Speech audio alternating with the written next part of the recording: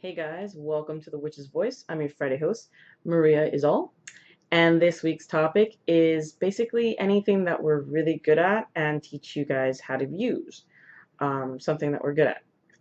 So my thing that I'm going to be teaching and or showing you is runes. Just to give you a little history of myself with runes.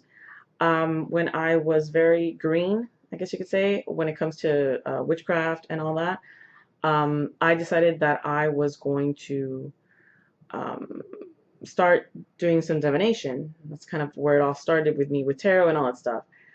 Um, I think I was like 19, and I went to a bookstore and I bought just a regular bookstore, nothing special. And I bought, I was gonna buy some tarot, but it didn't really work out. I ended up buying some runes, actually rune cards, which are right here. I'll show you. This is the back to them, and then this is the front. As you guys can see, they're very colorful. I really like them. I've used them for years now. Um, so yeah, these are my runes, and I picked them out because I wasn't too sure what kind of tarot I wanted. I didn't even know that there were different tarots with different themes. I wasn't aware of that. So I decided that I was going to go and get, so I just basically looked through everything, through all the cards, all the things that they had that were divination cards and whatnot. And I ended up getting these particular cards because of the fact that they said witches runes. Well, specifically, they said witch. So I was like, perfect.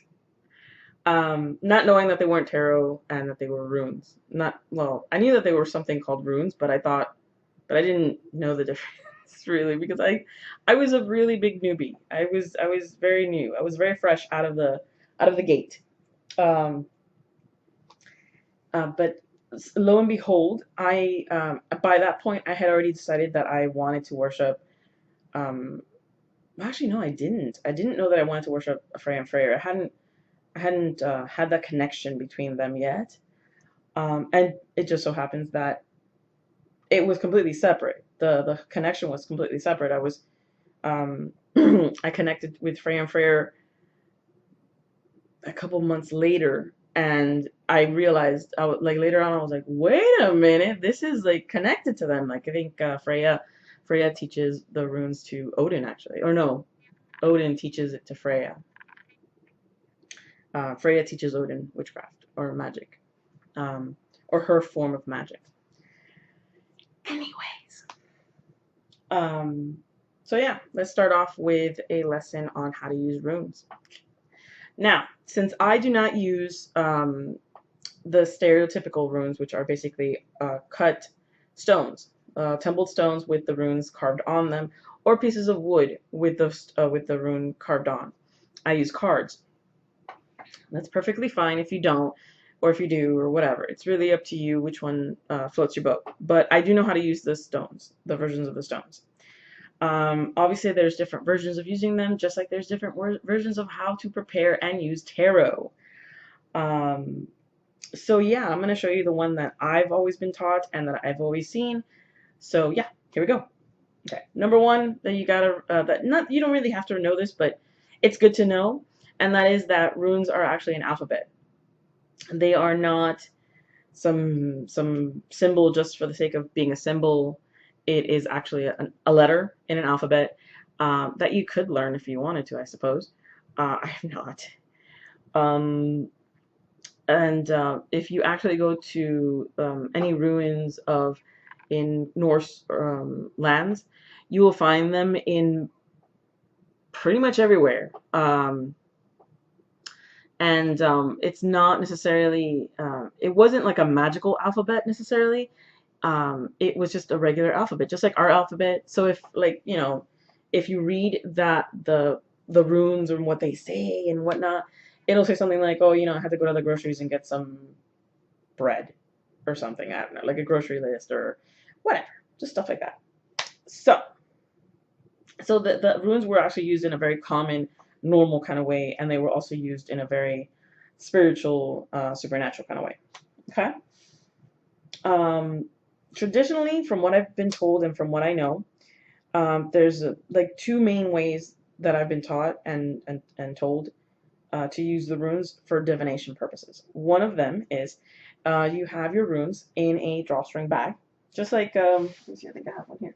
Here you go. A drawstring bag, just like this, is where I keep my tarot. Well, one of them, anyways. And what you do is you take your hand, open it up, you put your hand inside, shake the runes as you're doing it with your hand, and basically you just ask a question. You say what you want to know. Will I get this job? Is my boyfriend cheating on me? Whatever. You take the rune out. You grab at least one. You grab like one rune. I think, yeah, you grab one rune and you take it out. You look at it. You get whatever it is that it says, depending on what the symbol, what it is, your answer. You can also do spreads with it, the same manner, meaning, like, you know, the first card on the top means you, the bottom means your boyfriend, the sides mean your situation, the middle is the solution, something like that. You know, like a regular cross. You take them out and you just put them in where, you know, the first one that comes out. Similar to like when you take out cards from a tarot. The other thing that you can do, which I would find more fun, in my opinion, and more interesting and more, I would say more dynamic and more just more interesting, is that you take either a plate, obviously not a plate that can break, like a wooden plate, that would be fine, or something that's strong like metal, but I wouldn't, metal, I don't know, wood or something natural. No porcelain, because it'll break. Or some sort of, just something, a cloth, anything that you feel safe with, right? You take the runes, all of them, in your hands, you shake them up. You can either whisper into the runes, you can ask one of the gods or goddesses to, and it would be more opening like an oracle. You shake it, throw it, whatever lands within the plate and or cloth or whatever you have, whatever lands within a certain diameter, you read. Whatever falls out, you do not, because it's not, has nothing to do with your situation. And of the ones that do fall, the ones that are upright, you read. And it really, this was really up to you. I've heard that the one, like, let's say these two cards come up like the rune version of it. They come up, but they're spread apart. That means that they're slightly involved with each other, but not really, if that makes any sense. Okay? So for instance, if, am I going to get this job? And you have this card in the middle of the circle, or where you threw it, and this one's like far out, then this one does not affect it as much. This is like, this is what's happening. This may happen. You know what I'm getting at? If you know what I'm getting at, I hope you guys are getting this, because I'm trying to not be so you know, everywhere. So you have that. That's how it works. The ones that are that come out like so, or outside of the circle, or outside of the area that you are throwing, don't read those. Even if they come up right, don't read those. Don't look at them. Don't nothing. Just pick them up and put them up to the side. They are not part of the reading. And the ones that are, you read them. Now, here's the funny part that you can do, which is kind of interesting. The ones that are like so, what I would do is I would pick one, because the ones that are upside down that you can't see are the ones that are, that I've heard, those are the secrets that are hidden from you. Those are the things that you are not necessarily not supposed to know, but the ones that are not, that you don't see at the moment. So I would always pick one card or one rune at that point and just flip it over to see what it is. But not all of them, because I don't know, I just want to be a little bit surprised with my life. But yeah, that's two different methods.